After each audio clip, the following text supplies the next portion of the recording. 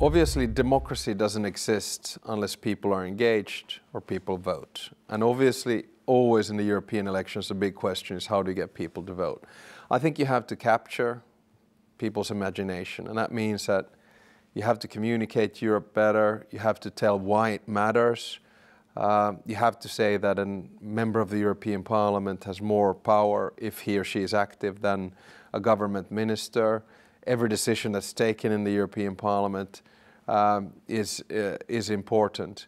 And if you keep these things in mind, I think you get people engaged. Sometimes I think in Europe, we've tried to be a little bit too rational instead of emotional. I know this sounds a bit strange coming from a, Finn, sort of Latino Finn, if you will.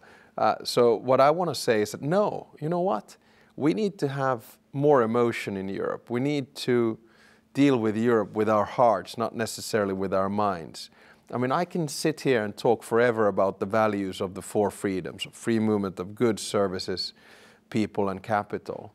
But then probably people will turn off and say, Alex, I really don't care what you're talking about. Can you try to express things in a slightly better way? And paradoxically, I feel that with the election of Trump and Brexit, a lot of people woke up to Europe in a different kind of a way. Suddenly we feel quite emotional about it.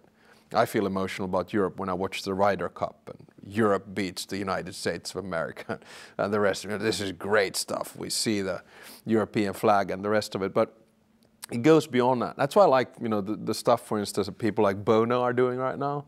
Waving the flag at concerts, and I think that's fantastic. I've never been huge for symbols, but I've started to understand now that we need to be a little bit emotional, a little bit more engaged, show a little bit more heart rather than just head when it comes to Europe.